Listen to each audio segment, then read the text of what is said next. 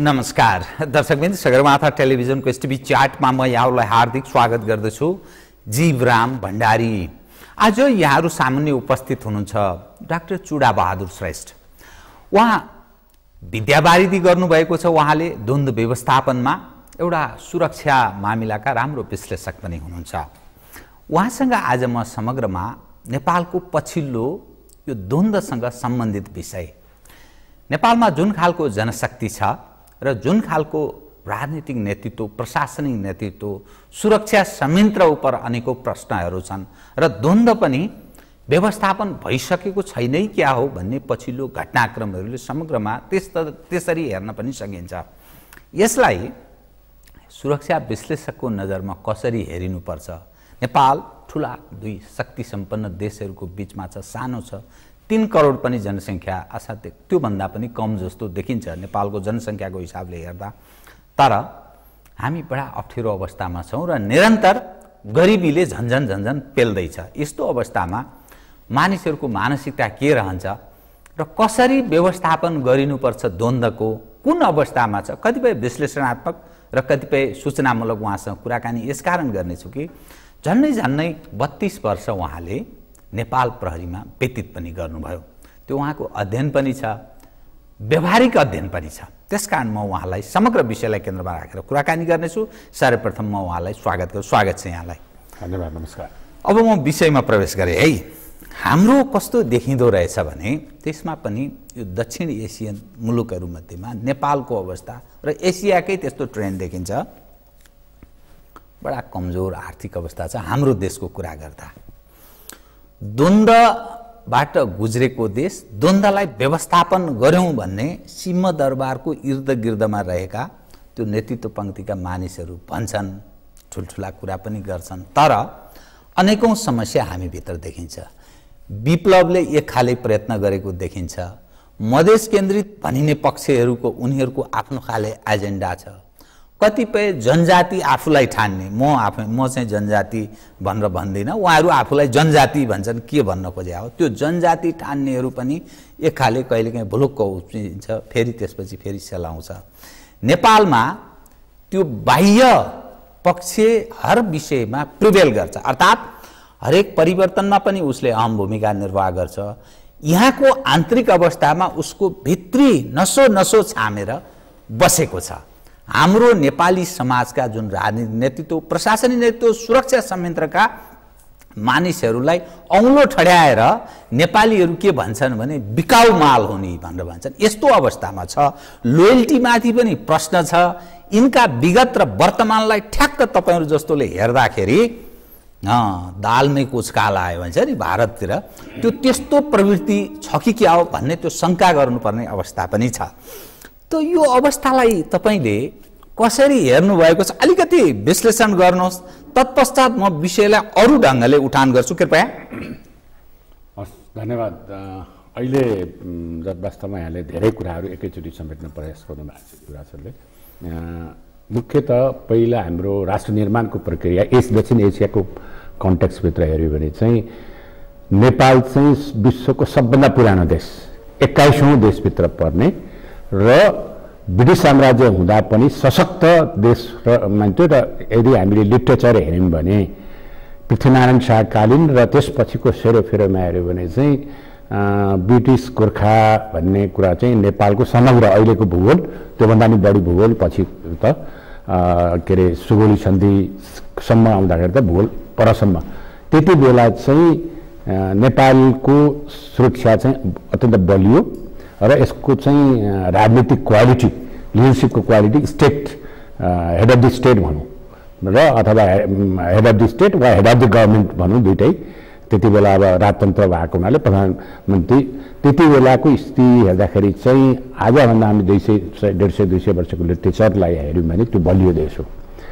अनि 47 सम्म 1947 ब्रिटिस जुन इन्डिपेन्डेन्ट स्टार्ट भयो त्यति बेलासम्म नेपालको परिस्थिति हेर्दा राणाकालीन अवस्था हेर्दाखेरि पनि डिक्टेटोरियल हो, अथोरिटेरियन हो, तथापि नेपालको परिस्थिति चाहिँ के अरे एउटा सुरक्षाको दृष्टिकोणले बलियो मानिने अवस्था छ। जुन बेला भारत बेलायतबाट मुक्त भएको अवस्थासम्ममा पनि नेपाल बलियो छ। किनभने भारत स्वतन्त्र गराउने क्रममै नेपालका विद्यार्थीहरू, नेपालका त्यति बेला गर्ने केही नेताहरू पनि गएर स्वतन्त्र सेनानीको रूपमा त्यहाँ पनि काम गरे हुनाले नेपाल चाहिँ त्यति बेला बलियो र आर्थिक रूपमा पनि यदि तपाईले अब हामीले दुईटा कुरा, एउटा नेतृत्वको क्वालिटी, उसको चाहिँ इन्टिग्रिटी र उसको प्रेस्टिजले हेर्ने हो भने चाहिँ राष्ट्र चाहिँ त्यसरी घुम्छ।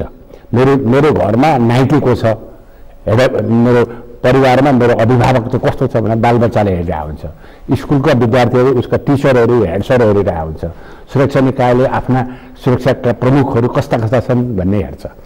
समग्र जनतालाई चाहिँ कसको हातमा नेतृत्व छ, नेतृत्वदायकको क्वालिटी कस्तो छ, यी सबै कुराहरू हेर्दाखेरि त्यो बलियो देखिन्छ। त 47 पछि चाहिँ एउटा कस्तो भने हामी युनिटी अफ जस्तो हाम्रो चाहिँ देशलाई एकीकरण गर्ने वा युनिटी गर्ने मान्छे को भन्यो भने हामीले के भन्छौँ भने पृथ्वीनारायण शाहदेखि लिएर पछिसम्म प्रजातन्त्र टिस्टा काङ्ग्रा त्योभन्दा पछि आए पनि त्यति बेलासम्म जुन आफ्नो साधन उसलाई राख्ने व्यक्तिहरू नै जसले काम भूमि गरे त्यही हुन्। अब इन्डियामा चाहिँ 1947 पछि चाहिँ 565वटा सानो सानो राज्यलाई एकीकरण गर्ने क्रममा चाहिँ नेहरूको गृहमन्त्री पटेल चाहिँ सरदार वल्लभभाइ पटेलले गरेको कामबाट ऊ चाहिँ अहिले युनिटी अफ स्ट्याच्यु भनेर राख्यो। भने हामीले केही यस्ता खालका नेताहरू हाम्रो परिवेशमा हुन जरुरी छ जसले सार्वजनिक सत्ता सुरक्षा गर्ने, जनताप्रतिको लोयल्टी क्रिएट गर्ने अनि यस्ता खालका हुन्छ। अब हामीले त्यो चरण चाहिँ 46-47 सालपछि प्रजातान्त्रिक डेमोक्रेटाइजेसन भन्ने कुरा हुन्छ। जसरी अहिले हामी यो छतभित्र छौँ, यो छतभित्र बत्ती बालेको छ भने त बत्ती सबैतिर पुग्नु पर्यो नि। कुनै ठाउँमा चाहिँ हुँदैन, कुनै ठाउँमा भन्यो भने त्यसै प्रजातन्त्र भनेको चाहिँ के हो भने त्यो गरिबको हेरानी प्रजातन्त्र पुग्नु पर्यो, हेड अफ द स्टेटको हेरानी पुग्नु पर्यो, अनि हेड अफ द गभर्मेन्टको उसमा पुग्नु पर्यो, अथवा जुनसुकै निकाय प्रजातन्त्र पुग्नु पर्यो।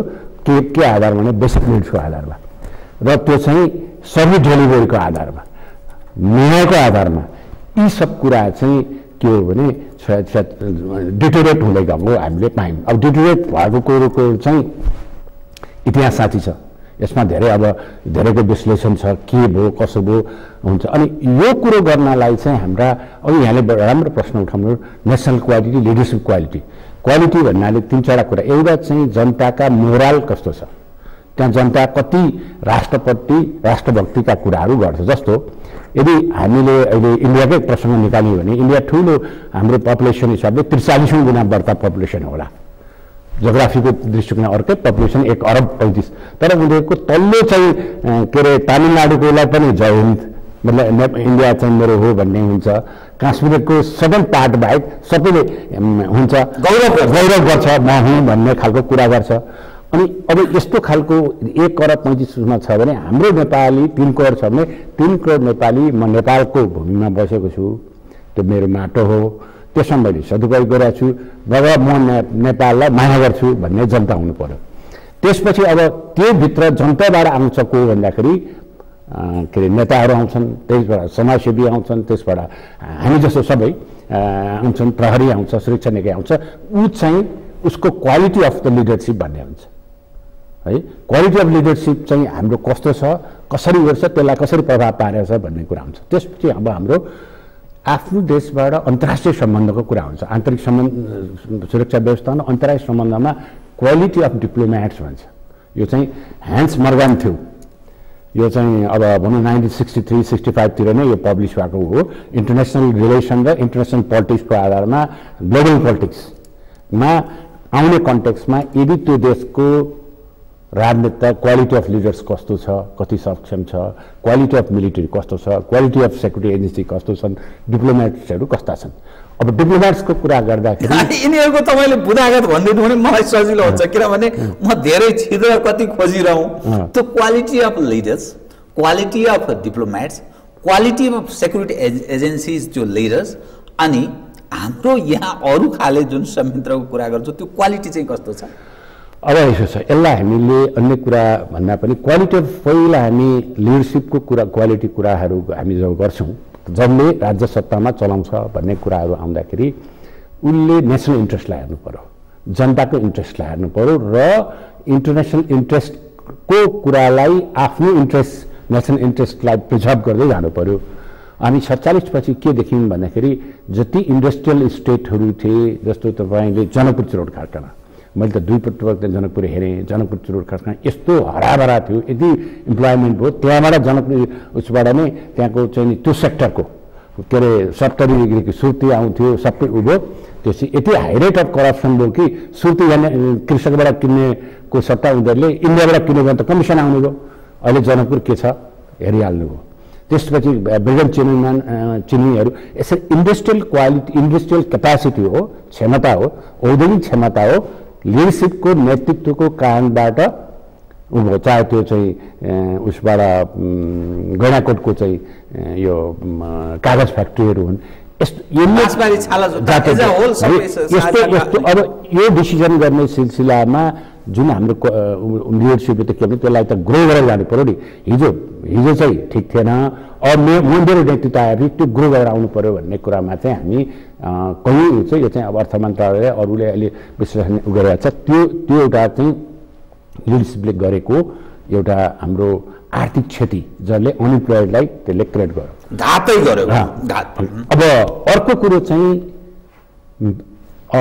भर्डिक्ट एउटा लिएर आयो अनि आफ्नै घरहरू मिलाउन नसकेर रिपोलमा जाने। जस्तो यो किन चुनाव भने चाहिँ डेमोक्रेटिक उसमा के अरे प्रजातान्त्रिक प्रक्रियाले जनताकै अभिमतबाट अथवा भर्डिक्टबाट चाहिँ के अरे नेता छानिनु पर्यो। नेता छानिसकेपछि आफ्नै घर, आफ्नै पार्टीको चाहिँ समूहलाई मिलाउनु नसक्दाखेरि मिड पोल भयो 51मा। मिड पोलले के गरायो भन्दाखेरि यो त के हो भने संसदीय व्यवस्था वा त्यो राजतन्त्र पनि थियो, संसदीय व्यवस्थामा चाहिँ हुने भनेर अनि माओवादी 52मा आए भन्नुको तात्पर्य त्यो एउटा अप्सन भयो नि। यता इन्डस्ट्रीहरू बिग्रिने, यता अब पहिलाको आरएनसी भनौँ रोयल नेपाल एयरलाइन्सहरू बिग्रिने, त्यहाँ भ्रष्टाचार हुने, यो खालको कुरा चाहिँ के हुन्छ भने नेतृत्वमा हुने। एउटा चाहिँ उसले इन्टिग्रेटेड रूपमा आफ्नो लिडरसिप क्रिएट गर्न नसक्ने, अर्को चाहिँ आफ्नो आर्थिक जुन क्षमता हो त्यसलाई पुर्याउने, अर्को क्वालिटी भनेको करप्सनमा इन्भल्भ हुने। किनभने अब करप्सनको इन्भल्भ हुने भन्ने कुराहरू आउँदाखेरि हिजो सामान्य नागरिक आज उसको हैसियत के छ, मान्छेले त्यही कम्युनिटीबाट आएको मान्छे हो। बरु राजतन्त्र त एउटा 250 वर्ष 60 वर्ष अगाडिको एउटा सेरोफेरोमा, त्यति बेला पनि पहिलाको दरबारहरू यताउति हेऱ्यो भने त राजतन्त्र आफ्नै परिवेश थियो। तर अहिले त हरेकलाई पचाउन सजिलो हुन्थ्यो। अहिले त के भयो भने अहिले चाहिँ मान्छे हिजो फुटपाथबाट आएको व्यक्ति हिजो चिया के अरे बिक्री गरेर चिया एक कप चिया अरूलाई खुवाउन नसक्ने अवस्थाको परिस्थितिमा यसरी देखिसकेपछि त्यसले उगाड्छ, त्यसले चाहिँ मान्छेलाई फ्रस्ट्रेसन ल्याउँछ। जस्तो उदाहरणको निम्ति यहाँलाई भनौँ, यहाँलाई ल्याटिन अमेरिकाको साइनिङ पाथ भन्ने एउटा है, साइनिङ पाथको यदि त यो द्वन्द्वकालकै अवस्था हेर्ने हो भने माओवादीहरूले के गर्नुभएको थियो भने साइनिङ पाथको क्यासेट, साइनिङ पाथ थियो ऊ त्यसको मतलब अहिले त्यहाँको नेतृत्व डाक्टर अभिमेल गजमानको गोन्जालो। अनि त्यो त्यहाँ चाहिँ के थियो, त्यसमा इन्ट्रेस्टिङली के थियो भन्दाखेरि तपाईँले धरानमा फेला पारेको, भोजपुरमा फेला पारेको अथवा पहाडी बेल्टमा चाहिँ फेलेको त्यो क्यासेटको देखेको थियो। क्यासेटमा के थियो भने हाम्रो टुरिकल जस्तोमा चाहिँ त्यहाँको उसले चाहिँ head of the government, head of the उसले एकदम मोज गरेको, जनता चाहिँ गिटी राखेको, जनता खानु नपाइरहेको 2 छाक, त्यो देखाएर नेपालको परिवेश भनेको टुनिखेलमा घोडे जात्रा देखाएको जस्तै एकदम मजाले गरिरहेको छ। यसो हेऱ्यो भने चाहिँ तर उता चाहिँ गिटी कुटिरहेको छ अथवा भारी बोकिरहेको छ, 2 छाक खान पाएको छैन भन्ने खालको ह्याप्स र ह्याभ नटको एउटा ग्याप देखाएर त्यो चाहिँ धेरै ठाउँमा देखाइन्थ्यो। त्यो बाबुराम भट्टराईहरू नै त्यो वितरण गर्थे, त्यो मैले पनि देखेको होइन। अब अहिले आएपछि उहाँहरू फेरि 52 सालदेखि 62-63 सालसम्म आइसकेपछि उहाँहरूको अवस्था के छ, उहाँहरूको चाहिँ दैनिकी के छ, अनि उहाँहरू चाहिँ त्यो उहाँहरू चाहिँ कुनै पनि गर्नु पर्दाखेरि उहाँहरूको लागि कति खर्च भइरहेको छ, यो कुरो यसरी जनताले हेरिरहेको अवस्था एउटा छ, जसले गर्दाखेरि चाहिँ परिवर्तनका श्रृङ्खलाहरू चाहिँ के अरे त्यति होइन कि भन्ने खालको मानिसमा हुनसक्छ। एक यो नेतृत्व पङ्क्तिको विषयमा खास नेतृत्वको क्वालिटीको तपाईले कुरा गर्नुभयो र उनीहरू कस्तो देखिन्छन् जनताको नजरमा भन्ने विषय। अब हामीले डिप्लोमेटिक कुराहरू हेर्दाखेरि केही राजदूतहरूको मतलब राजदूत भने कस्तो हुनु पर्यो भने सिजन मान्छे, उसले इन्टरनेसनल रिलेसन जान्नु पर्यो, आफ्नो नेसनल प्रेस्टिजलाई नेसनल क्षमतालाई अरूको अगाडि प्रस्तुत गर्न सक्नु पर्यो हैन, उसले चाहिँ डेमोन्स्ट्रेट गर्न सक्नु पर्यो कि यो मुलुकको एउटा दर्पणको रूपमा हुनु पर्यो।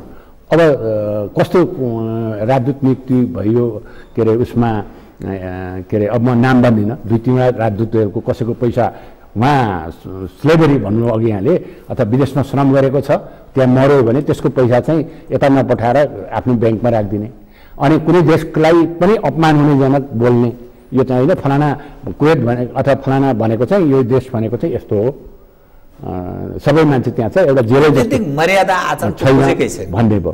त्यसपछि अब कोही राजदूतले के अरे मान्छे लग्यो अथवा चाहिँ के अरे ट्राफिकिङ गर्यो भन्ने खालको अवस्था भनेपछि अब त्यो राजदूतले त्यो मुलुकमा एउटा उसलाई कसरी बोल्ला है। जस्तो उदाहरणको निम्ति के हुन्छ भन्दाखेरि यहाँ इन्ट्रेस्टिङली विदेशमा चाहिँ एउटा सिपाहीले पनि के अरे जस्तो साइरस पान्स भन्ने एउटा अमेरिकन के अरे त्यति बेलाको परराष्ट्र मन्त्री, त्यहाँ फरेन सेक्रेटरी भन्छ परराष्ट्र मन्त्री, उसको बोटर चाहिँ पार्किङ गर्दाखेरि ओभरटाइम गऱ्यो भने उसलाई जरिमाना गर्छ पुलिसले, एक्जाम्पल होइन। भनेपछि त्यहाँ चाहिँ पोजिसन भन्दा पनि उसको क्वालिटी अफ के अरे इन्फोर्समेन्टको कुरा हुन्छ है। अब हाम्रो के छ, हामीले जे पाए त्यही गरे पनि हुने भयो एकातर्फ, अनि जस्तो खालको मान्छे पठाइदिएर हुने भयो। अनि यो खालको कुराहरूले चाहिँ क्वालिटी अफ डिप्लोमेटिक अवस्था कस्तो छ भन्ने जस्तो पहिला यहाँलाई के अरे थाहा होला, पुरानो एम्बेसेडरहरूको कुरा नेपालकै आखिर नेपालीको यदुनाथ खनाल भनौँ अथवा के अरे चाहिँ हाम्रो सूर्यप्रसाद श्रेष्ठ भनौँ, उहाँहरूको ठाउँमा पनि म पुगेको थिएँ त्यति बेला उहाँ जुन राजदूत भएकै टाइममा पनि। अनि नवल किशोर राई, केही यस्ता व्यक्तिहरू थिए जुन कुरो चाहिँ उनीहरूले वास्तवमा त्यति बेलाको एम्बेसेडर्समा चाहिँ सायद रणधीर सुब्बा है, यस्ता खालका व्यक्तिहरू जान्थे जो चाहिँ त्यो देशको पनि जानकार गर्ने र आफ्नो देशको इन्ट्रेस्टलाई पनि उसले चाहिँ गर्ने। अब यो खालको हामी कहाँ छैन जसले चाहिँ त्यो रिफ्लेक्सन गर्न सक्दैन है। अब हामी जहाँसम्म अरू पक्ष ब्युरोक्रेटिक पक्ष हाम्रो सेक्युरिटी एजेन्सी, हामीले पोलिटिकल लिडरको कुरा गऱ्यौँ, डिप्लोमेटिक एरियाको कुरा गऱ्यौँ, ब्युरोक्रेट। अब यसले चाहिँ सर्भिस डेलिभरी गर्ने हो। पहिला कुरा चाहिँ के म यो युनिभर्सिटीमा पनि पढाउने काम गरेँ, त्यसपछि पुलिस एकाडेमीमा धेरै वर्ष भयो र अलमोस्ट धेरै सेक्टरमा गएर एज ए गेस्ट स्पिकर भएको छु। पहिलो कुरो म के भन्छु भने अहिले हामीसँग म कहाँ सँगसँगै बस्ने मास्टर डिग्री गर्ने 3-4 साथीहरू छन्। एकातर्फ मास्टर डिग्री गर्ने मान्छेले रोजगारी पाएको छैन, उसले रोजगारी भने जस्तो पाउँदैन। अर्कोतर्फ चाहिँ जसले के अरे कुनै पनि गजेटेड अफिसर भयो, चाहे त्यो प्रहरीमा होस्, चाहे सेनामा होस्, चाहे निजामतीमा होस्, विशेषतः निजामती भइसकेपछि उसलाई म के भन्थेँ भने म सिडिओहरूको क्लासहरूमा पनि पहिला तपाईँ चाहिँ नेपालमा ग्रेजुएट कति, मास्टर डिग्री गर्ने कति भन्छु म यति। त्यसमध्ये सबै ग्रेजुएटहरू तपाईँ जस्तो सेक्सनमा हुन्छ, तपाईँ जस्तो पुलिस इन्सपेक्टर हुन्छ, फलाना जस्तो हुन्छ, हुँदैन। भनेपछि तपाईँ चाहिँ अरूभन्दा विशेष मान्छे हो, तपाईलाई राज्यले तलब दिएको छ, पेन्सन दिएको छ, दिन्छ पछि। त यो सबै सुविधा हुँदाहुँदै हामी इमान्दार हुने कि नहुने है। अनि जनताको त्यस्तो जनता जुन जनताको चाहिँ कुनै पनि राजनीतिक के अरे तिग्रमबाट नआइने, सिधा चाहिँ तपाईँको टेबलमा आउँदाखेरि उसले सेवा पाउने कि नपाउने, उता हार्ट एन्ड माइन्ड जित्नु पर्यो नि। जनताको हार्ट एन्ड माइन्ड चाहिँ सरकारी संयन्त्रले जित्नु पर्यो। त्यो भनेको चाहिँ त्यो कार्यान्वयन गर्ने फेरि के अरे इलेक्टेड रिप्रेजेन्टेटिभ एउटा हुन्छ, अर्को चाहिँ त्यो दैनिक कार्य गर्ने त स्थायी सरकार भन्छौँ जसलाई, त्यसको चाहिँ कस्तो छ। अनि त्यो हेऱ्यो भने अब हामी त्यहीसँग लगेर माथि गएर कूटनीतिक नियोगका मान्छेहरू भनौँ, कूटनीतिक भनौँ कि संवैधानिक आयोगको व्यक्तिहरू हामी पुग्दासम्म कस्तो भयो। जस्तो कुनै विशेष श्रेणीमा चाहिँ के अरे नेपाल सरकार जागिर खायो वा फर्स्ट क्लासमा जागिर खायो, त्यसपछि कुनै संवैधानिक आयोगमा नियुक्ति गरेपछि उसको क्रेडिबिलिटी के हुने हो, ऊ भ्रष्टाचारमा इन्भल्भ हुनुपर्ने हो कि नपर्ने हो। सर्वसाधारण जुन के अरे अहिले 3 लाख वा 4 लाख 5 लाख चाहिँ पैसा हामी मिना पाऊँ भनेर चाहिँ वादीहरूले बझाङको वादीले कुरो गरिरहेको छ। हामी जुनसँग सोसल सेक्युरिटीसँग पनि रिलेटेड छ, एउटा चाहिँ हार्ड सेक्युरिटी, सफ्ट सेक्युरिटी र सोसल सेक्युरिटी है। अब उनीहरूले त्यो अवस्था छ। यतातिर हामी चाहिँ कर्मचारी संयन्त्रमा उसलाई युनिफर्म दिएको छ, सिभिलियनलाई सिभिलियन अनि उसलाई तलब दिएको छ। उसको सर्भिस डेलिभरी चाहिँ जो गरिब छ अथवा जो अनाथ छ, जो चाहिँ राज्यका संयन्त्रमा पहुँच छैन, त्यो चाहिँ विमुख हुने भयो भने त्यसले चाहिँ हाम्रो एउटा मुलुकमा फ्रस्ट्रेसन ल्याउँछ। र यो त अहिले हामी गतिविधि हेर्दाखेरि नै पत्र पत्रिकामा हेर्दाखेरि 3 जना 4 जना 5 जना मान्छे भ्रष्टाचार विरुद्ध मुद्दा चलिरहेको छ हैन, लाखौं लाखको कुराहरू गरिरहेछ भनेपछि यी संयन्त्र चाहिँ हामीले कसरी डेभलप गरिन्छ, कसरी डेभलप गरायौँ भन्दाखेरि पञ्चायत कालको म एउटा उदाहरण दिन्छु। कृपया। पञ्चायत कालमा मेरो आफ्नो अनुभवमा केही जिल्लाहरूमा बसेको थिएँ, त्यहाँ त्यति बेला प्रधान पञ्चले पुलिसबाट पैसा माग्ने भन्ने थिएन, मलाई थाहा थिएन, हिम्मतै गर्दैन त्यो भन्ने कुरा त बरु। तर जब बहुदल व्यवस्था आएपछि म एउटा जिल्ला प्रहरी प्रमुख थिएँ, त्यति बेला इन्ट्रेस्टिङ कुरा के आयो भने एकजना नेता भेट्न आउनुभयो, पछि त्यो सांसद पनि हुनुभयो। अनि उहाँले के भन्नुभयो भने मैले यो प्रश्न भन्न जरुरी छ है। अनि उहाँले भन्नु चुनाव लड्न आँटेको छु फलानाजी भन्नुभयो, गुड बधाई छ तपाईँलाई भनेपछि अनि उहाँले सियासा पनि मैले त्यही अफर गरेँ। त्यसपछि अर्को स्टेपमा चाहिँ के भने चुनाव खर्चको लागि सहयोग गर्नु पर्यो।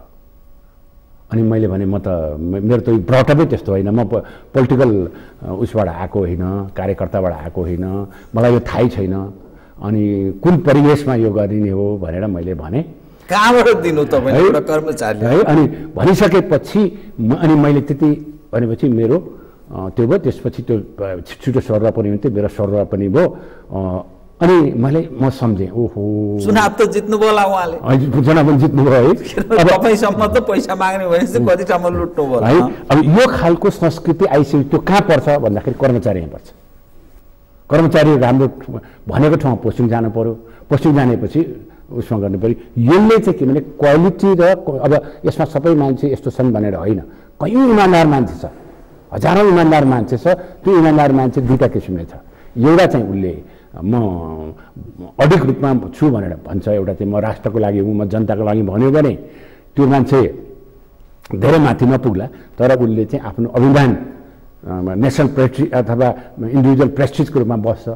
तर होइन म चाहिँ उ पनि गर्छु भन्यो भने कर्मचारीमा चाहिँ अनि एक्सप्लोइटेसन, कर्मचारीले पनि जनतालाई एक्सप्लोइटेसन हुन्छ। र अहिले हामी हेरौँ न एक्सप्लोइटेसन भएका व्यक्तिहरूको चाहिँ कुनै पनि संस्थामा जनताले एक्स्ट्रा पैसा नतिरिकन, मैले त अब यो विषय पनि त्यो विद्यार्थी क्रममा मैले अफ्रिकन कन्ट्री अरू कन्ट्रीमा पनि को अध्ययन गरेर हेर्दाखेरि द्वन्द्वग्रस्त उसले के भन्छ अरे बच्चाले उसको पिठुमा बोकेको चाहिँ आमाले के देख्छ अरे, हरेक ठाउँमा गएपछि एक्स्ट्रा पैसा तिरेको देख्छ अरे।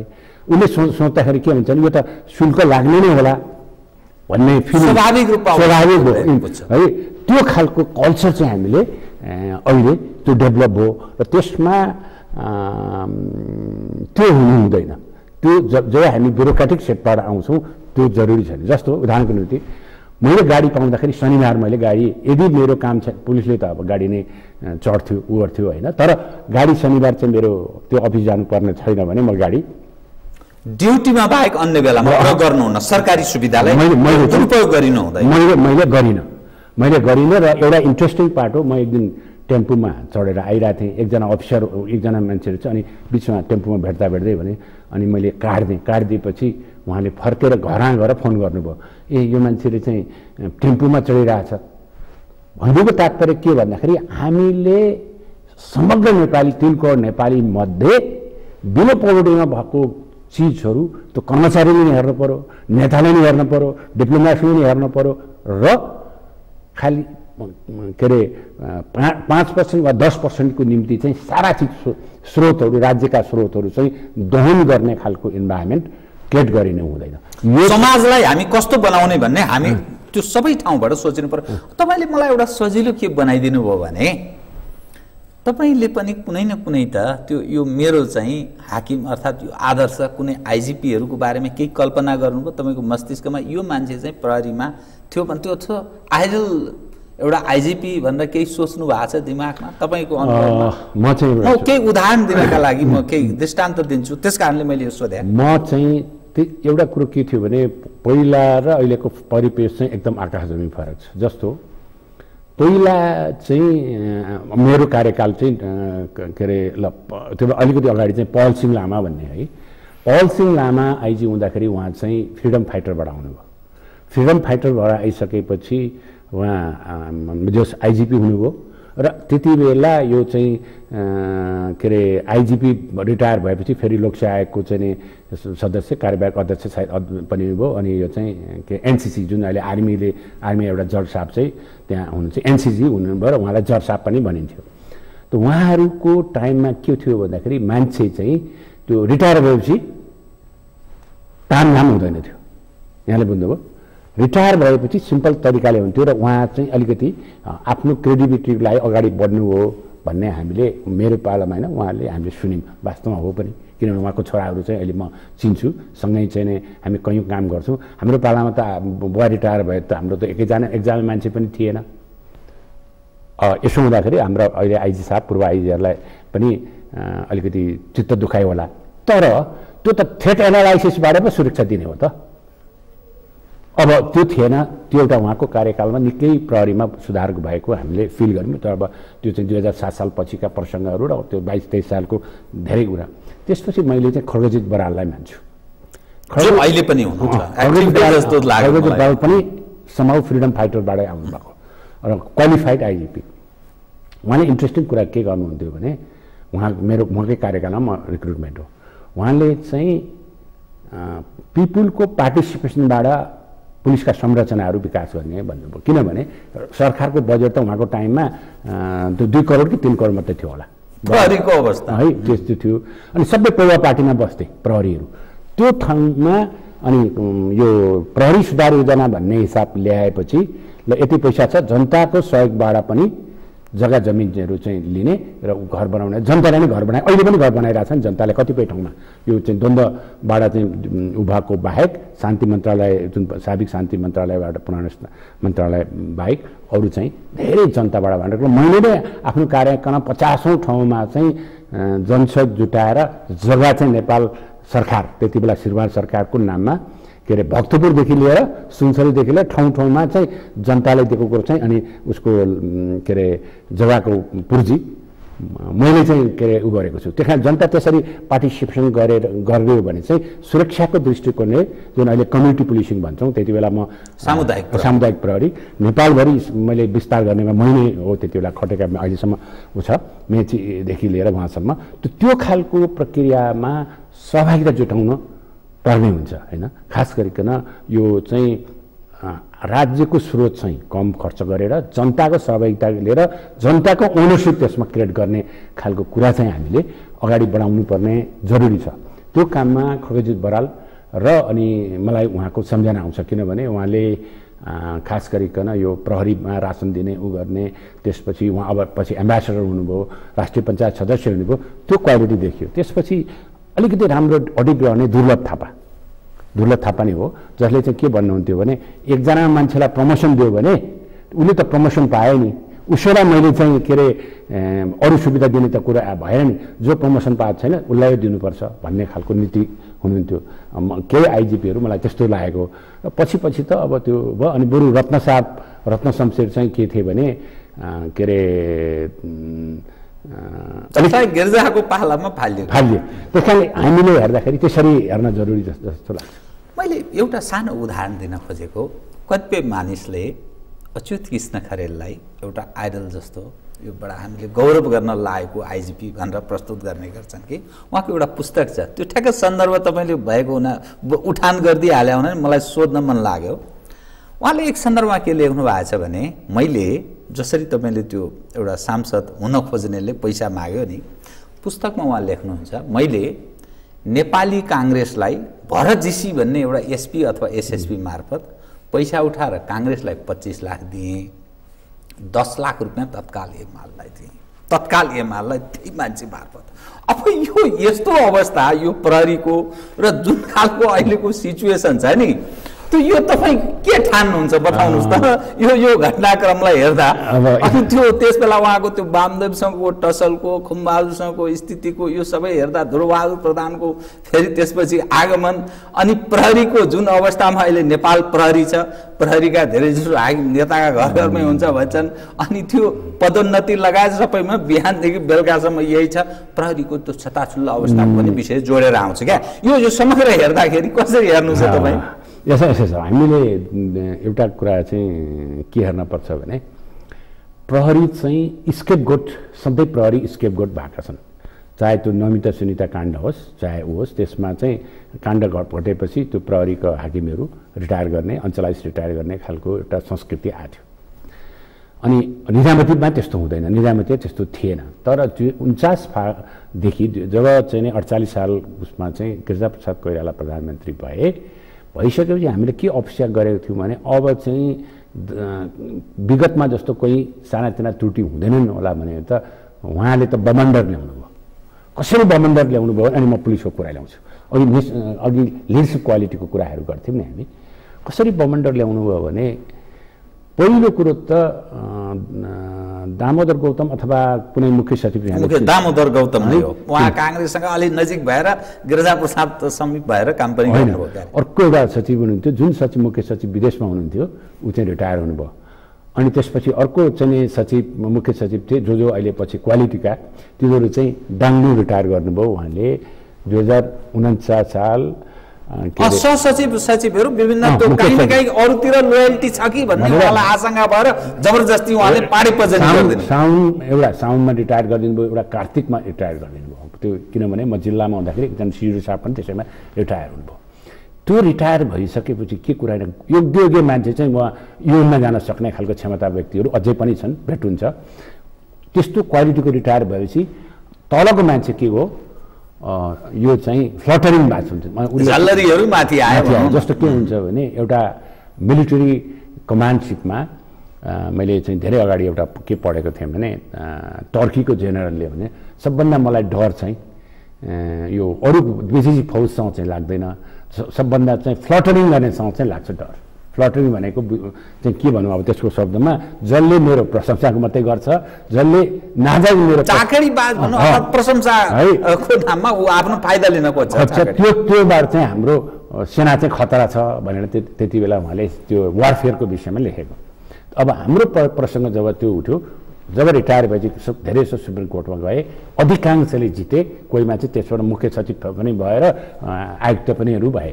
भनेपछि त्यसले देशलाई ठुलो क्षति भयो। एक दोस्रो कुरो चाहिँ अब पोलिटिकल पार्टीलाई चाहिँ चाकडी नगरिकन यो माथिल्लो प्रोग्रेसमा सचिव लेभलमा माथिल्लो उसमा जान नसकिने रहेछ भन्ने खालको एउटा संस्कृति विकास गर्यो निजामतीमा, खास गरी सिभिल निजामतीमा है। त्यसपछि ठिक त्यही बेला न्यायाधीशहरू पनि नियुक्ति भए, लाई बर्खास्त गरियो। सबै राम्रा छन्, सबै नराम्रा छन्। बर्खास्त गर्नु बित्तिकै 47 सालको संविधानमा विश्वनाथले के गरे, न्यायाधीशहरूलाई चाहिँ केही बलियो बनाए। 63 वर्ष 65 वर्ष लगायतको बजेट हतपत चाहिँ के अरे यो जुडिसियल उसमा बाहेक अरूमा चाहिँ अदमुदलाई नहट्ने खालको एउटा बलियो नेपाल सरकारले, तत्कालीन श्रीमान सरकारले हटाउन नसक्ने भयो। अब त्यसपछि अन्तिममा 49 साल फागुन 15 गते शुक्रबारको दिन है, डेट पनि छ, जब रत्न शमशेरदेखि तल इन्सपेक्टरसम्मको व्यक्ति चाहिँ डाङ्गु रिटायर भएपछि के भयो भन्दाखेरि त्यो ऱ्याङ्क एन्ड फाइलमा नमिलेर अनि मान्छे चाहिँ हेपाजटली को कहाँ पुग्ने भएपछि अब पुलिसहरू के हुने भयो त? पुलिसहरू त सक्षम मान्छे पनि माथि पुगेको छन्, अनि कतिपय त श्रम लाग्छ मलाई है, अहिले त्यस्तो व्यक्तिहरू माथिल्लो पदमा पुग्ने इन्भाइरोमेन्ट क्रिएट भयो। कसले गर्दाखेरि त्यो आफै व्यक्तिले होइन, त्यो सिस्टमै ध्वस्त बनाए आउने भयो नि त। सिस्टम ध्वस्त गर्ने काममा फागुन 15 गते भयो, 49 फागुन 15 गते। आज 75 चैत्र 9-10 गते कति हो, त्यो बेलासम्म अहिले संशोधन गरेका छैन भने अनि नियामतको तुरुन्त संशोधन, उसको संशोधन सेनामा पनि त्यति बेला एट्याक गर्नु खोजिया थियो, सेनामा हुन सक्ने सम्भावना भएन। तर प्रहरीको चाहिँ त्यो भइसकेपछि उहाँ एसपीदेखि लिएर आइजीसम्म एकै दिन रिटायर हुन्छ। अनि त्यो त्यस्तो खालको परिस्थिति जब हामी कहाँ हुन्छ त्यो चाहिँ त्यसले चाहिँ राजनीतिक उसमा चाहिँ उसलाई अल्लो औँलो ठडाएर राख्ने अवस्था चाहिँ कार्यकर्तादेखि राजनीतिक नेताले चाहिँ प्रहरीलाई यसरी चाहिँ राखेको अवस्था छ जब त्यो सिस्टमले हेऱ्यो भने। अब यदि हामीले सार्क कन्ट्रीलाई हेऱ्यौँ भने, सार्क कन्ट्री दक्षिण एसियाकै कुराहरू हेऱ्यो भने त्यहाँ इन्डियन पुलिस सर्भिस भन्छ, आइपिएस भन्छ, त्यहाँ चाहिँ त्यो उसलाई खोज्नु राष्ट्रपतिकहाँ जानुपर्छ, किनभने धेरै प्रोसेस छ। त्यो चाहिँ पाकिस्तानमा पनि त्यही छ, बङ्गलादेशमा पनि त्यही छ, जहाँ चाहिँ 60 वर्षसम्म सर्भिस गर्न सक्छ। अनि उनले चाहिँ त्यो आफ्नो क्वालिटी अनुसार चाहिँ जान सक्ने इन्भाइरोमेन्ट क्रिएट छ। अब यहाँको अवस्था त 30 वर्षमा आज के अरे 30 वर्ष अगाडि एउटा इन्सपेक्टर नियुक्ति भएको एकै दिन छ कम्पिटिसन, कोही एसपी छ, किनभने सबै मान्छे त आइजी हुने भएन, कोही आइजी पुगेका छ, अनि ऊ 30 वर्षमा रिटायर हुनु बित्तिकै डाङ्नु एकै दिन रिटायर भयो भने के होला। हाम्रो अफिसमा मान्नु अहिले सगरमा च्यानलमा चाहिँ एकै दिन 30 जना नियुक्ति भएको थियो, एकै दिन रिटायर भयो भने के हुन्छ अहिले। अनि त्यो भएको कारणले गर्दाखेरि अहिलेको यो पुलिस फङ्सनमा चेन अफ कमान्ड, त्यसपछि एउटा क्रेडिबल मान्छे माथि पुग्दैछ भन्ने खालको रेस्पेक्ट र नभइकन अनि चाहिँ ग्रुपिजम, पुलिङ इन्भाइरोमेन्ट क्रिएट हुने सम्भावना छ। तर यसको मतलब चाहिँ फेरि पुलिसमा क्वालिटीको मान्छे छैन भन्ने होइन। त्यस कारण मैले दुईवटा पाटोलाई चाहिँ त्यति बेलादेखि अगाडि कुरा गर्थेँ। जुन बेला म पुलिसमा थिएँ, पुलिसको अफिसर लेभलको जाने लोकसेवा जानुपर्छ, लोकसेवामा आयो, त्यो राम्रो छ, सिलेक्सन प्रोसेस। तर अब प्रमोसन हुँदाखेरि एक नम्बरको मान्छे नभएका कैयौँ मान्छे भयो भनेर अहिले चाहिँ कसैले राजीनामा दिए, कसैले के भयो, अनि फेरि कहाँ नेताहरू कहाँ चाहिँ बसिया छन् त्यो चाहिँ सिनियरिटीमा आयो भन्ने खालको जुन कुरा आउँदाखेरि त्यसले चाहिँ ओभरअल पुलिसको मोरलमा, अब अस्ति एकजना नरेन्द्र उप्रेतीको भन्ने चाहिँ राजीनामा दिएका है, त्यो मोरललाई असर पार्छ, रेस्पेक्टलाई असर पार्छ। र त्यसले के गर्छ भने तल्लो जवानहरूमा होइन काम गरेर मात्रै हुँदैन, मेहनत गरेर मात्रै हुँदैन, यो चाकडीमा जानुपर्छ भन्ने खालको संस्कृति विकास गर्छ। यसरी भद्रगोल भएको रहेछ। भद्रगोल भन्दा पनि अब फेरि अर्को कुरो छ, प्रहरीमा मैले उनीहरूको कतिपय क्लास पनि लिएको छु, अत्यन्त कम्पिटेन्ट मान्छेहरू छन् है। अहिले मसँग काम गरेका अफिसरहरू मिड लेभलमा पुगेका छन्, कोही माथि उता सशस्त्रमा पनि छन्, मैले पढाएकै व्यक्तिहरू माथिल्लो लेभलमा पुगेका छ, कोही अब डिआइजी एआइजी लेभलमा छन्। तर त्यहाँ कयौँ राम्रा मान्छेहरू छन्। त्यो इन्भाइरोमेन्ट के भयो भन्दाखेरि जसरी हामी अहिले बागमतीको कुरा गर्छौँ नि, बागमती त एउटा पवित्र नदी हो नि। बागमतीमा मैले चाहिँ अब म यहाँ काठमाडौँ आउँदाखेरि बागमतीमा गएर गर्थ्यो होइन। तर अहिले बागमती जान सक्दैनौँ। त्यसलाई त्यो सिस्टमलाई चाहिँ यसरी 49 साल फागुन 15 गते गिरिजाप्रसाद कोइरालाबाट स्टार्ट गरेका कुरो अहिलेसम्म संशोधन भएको छैन, गणतन्त्र आइसकेपछि पनि। भनेपछि अब हामी कल्पना गरौँ, यसको निम्ति चाहिँ काशीराज दाहालज्यूको उहाँले प्रशासन सुधार सुझाव आयोगमा एउटा हुनुभएको थियो, मलाई बोलाउनु भयो। अनि मैले यही कुरा गरेँ, उहाँलाई जापानको पुलिसको ल्याएँ, त्यसपछि इन्डियन पुलिसको लिटरेचरसहित राखेर कमसेकम नेपाल प्रहरी चाहिँ सार्क लेभलको बनाउनुहोस्। पर्फर्मेन्स सार्क भन्दा राम्रो छ। हामी अब युएनमा जाँदाखेरि पनि युएनको पुलिसभन्दा कुनै पनि कन्ट्रीको भन्दा हामी कमी छैनौँ। तर के छ भने जब सिस्टमिक बागमती छ एकातर्फ भने त्यो कसरी हुने, कसरी त्यो चाहिँ कर्णाली हुने, त्यो सिस्टम बनाउने काम चाहिँ ध्वस्त चाहिँ फेरि राजनीतिक। म तपाईँको ध्यान नि अब अनि हाम्रो जुन सुरक्षा संयन्त्र छ नि, चाहे प्रहरी भन्नुहोस्, सशस्त्र भन्नुहोस्, राष्ट्रिय अनुसन्धान विभाग भन्नुहोस्, अथवा रक्षासँग सम्बन्धित नेपाली सेना, नेपाली सेना भन्छ पछिल्लोसम्म, त यो समग्र हेर्दा हाम्रो देशभित्र आन्तरिक समस्या छ, ब्रेन ड्रेनको अवस्था छ। दिनहुँ 1500 देखि 2500 नेपाली युवा जनशक्ति विदेश जान्छ। तिनीहरू पछि कति फ्रस्ट्रेट भएर फर्कने स्थिति हुन्छ, घर परिवार लथालिङ्ग बताभुङ्ग भएको अवस्था छ। म त्यो अस्ति एक दिन बडा दुःखद म यो विषय उठान गर्दैछु। फागु पूर्णिमाको दिन मेरो चेयरम्यानले खाना खान बोलाउनु भएको थियो उहाँ स्वयम्भूमा, त्यहाँबाट गाडी लिएर, अफिसकै गाडी लिएर फर्केर आएको। त्यो सडकमा मैले जुन नयाँ युवा जनशक्ति जुन देखेँ, त्यो हेर्दाखेरि त्यो जनशक्ति नेपाली माटोको लागि र संसार काहीँका लागि पनि काम लाग्दैन भन्ने मैले एउटा दृष्टिकोण बनाएर यसबाट सम्भव छैन यो जुन खालको जनशक्ति हामीले उत्पादन गरेका छौँ यो कसरी यस्तो भयो भन्ने त्यो बडा चिन्ता लाग्ने।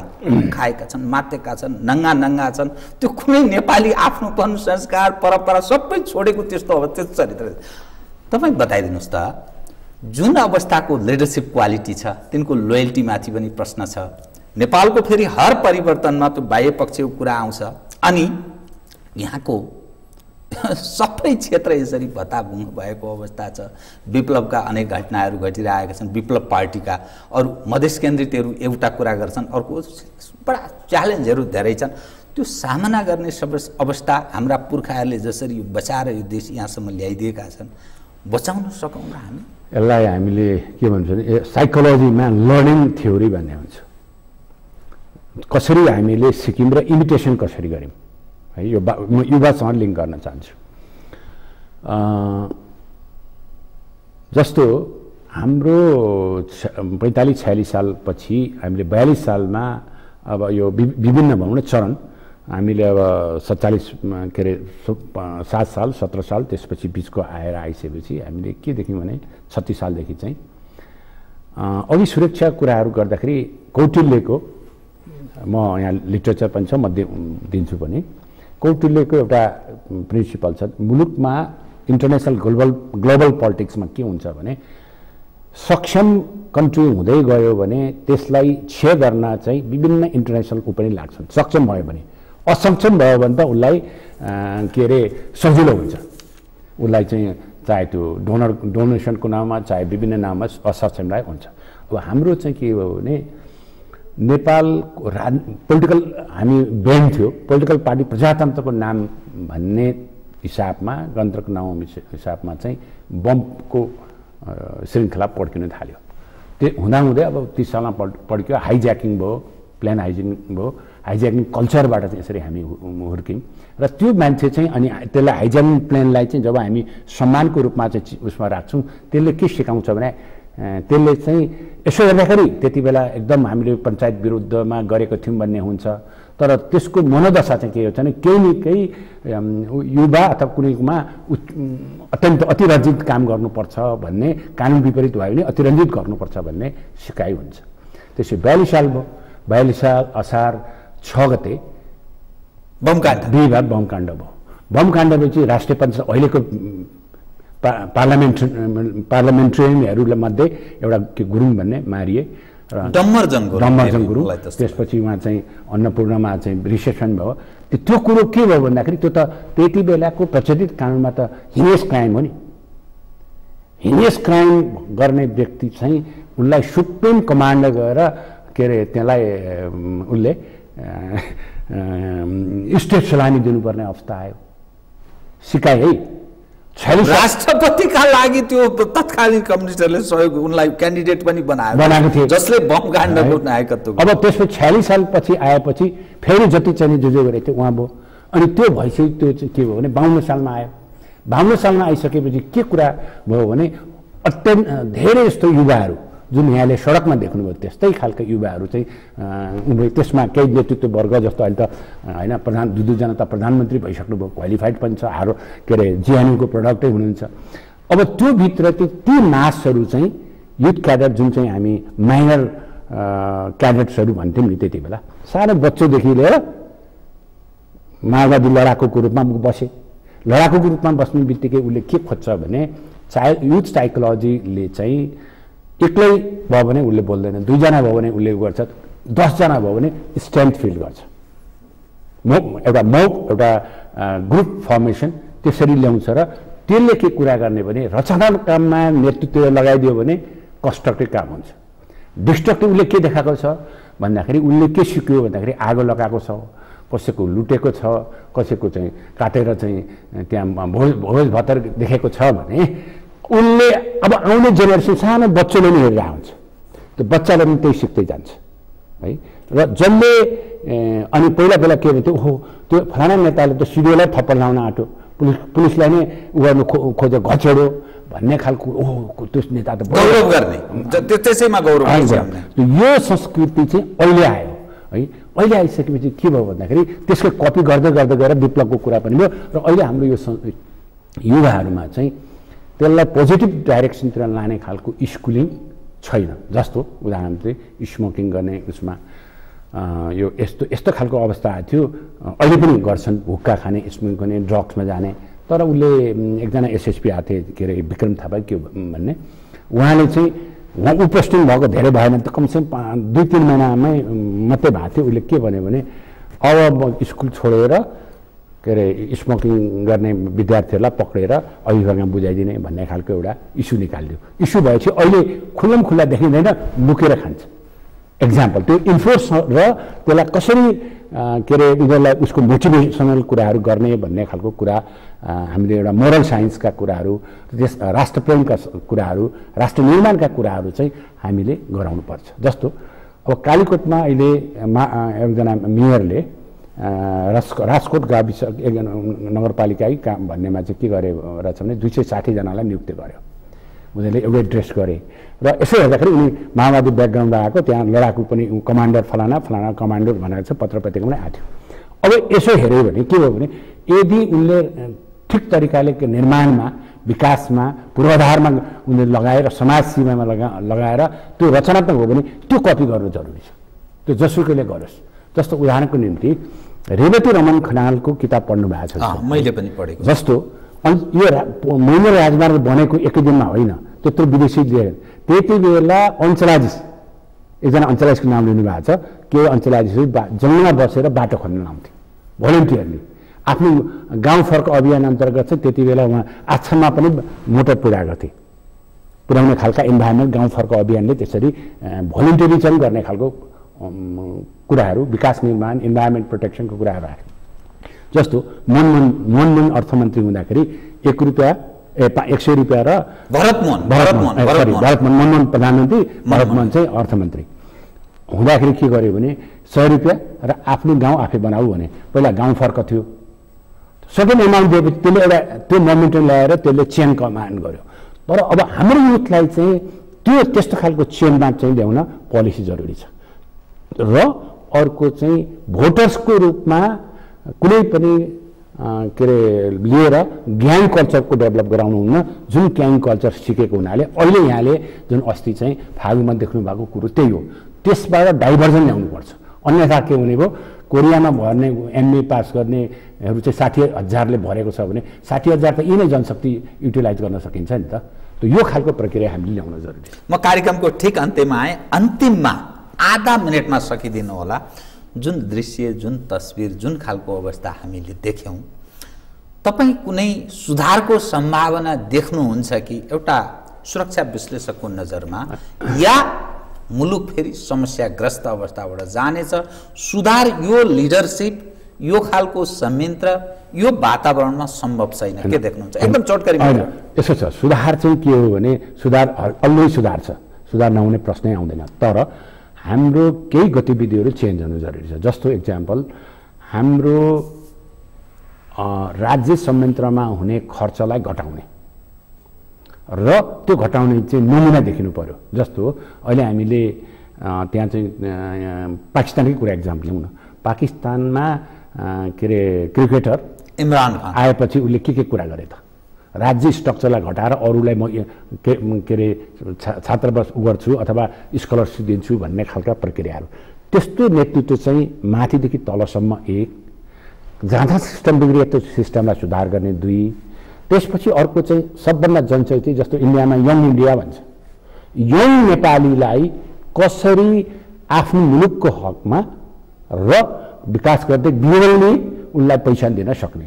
यही मुलुकको मान्छे चाहिँ गएर इन्डियन गोर्खामा गएर नाम कमाउने, ब्रिटिस गोर्खामा गएर नाम कराउने, अनि गएर के अरे अरू चाहिँ मिडल इस्टमा गएर चाहिँ भन्नु सक्ने, नेपाली किन नसक्ने? त त्यसलाई चाहिँ हामी डिस्ट्रक्टिभ भन्दा पनि कन्स्ट्रक्टिभ इन्भाइरोमेन्टमा क्रिएट गर्न जरुरी छ। र साथसाथै जो मान्छेले चाहे त्यो कार्यालय सहयोगी होस्, चाहे त्यो सिपाही होस्, चाहे त्यो राजनीतिक कार्यकर्ता होस्, उसले पहिलो प्रण चाहिँ मैले राज्यबाट कति सुविधा लिएको छु हुन त म पनि अब सुविधा लिने व्यक्ति परेँ, पेन्सन होल्डर हुँ। त त्यसले चाहिँ मैले राज्यलाई कति दिएँ जनतालाई भन्ने खालको चाहिँ त्यो खालको इन्टरनाइज गराउने खालको इन्भाइरोमेन्ट चाहिँ जरुरी छ। त्यो मिडिया नै तलबाटै सुधार माथिदेखि तलसम्म। हस्, कार्यक्रममा आइदिनु भयो, धन्यवाद छ। आदरणीय दर्शकवृन्द, उहाँ हुन्थ्यो डाक्टर चुडाबहादुर श्रेष्ठ, सुरक्षा विश्लेषक। पछिल्लो देखिएको आन्तरिक र बाह्य विविध विषय उठान गर्दै कतिपय विश्लेषणात्मक कुराकानी गर्दै म लगायत मेरो सम्पूर्ण कार्यक्रमबाट बिदा दिनुहोस्। तर सगरमाथा टेलिभिजन हेर्दै रहनुहोला।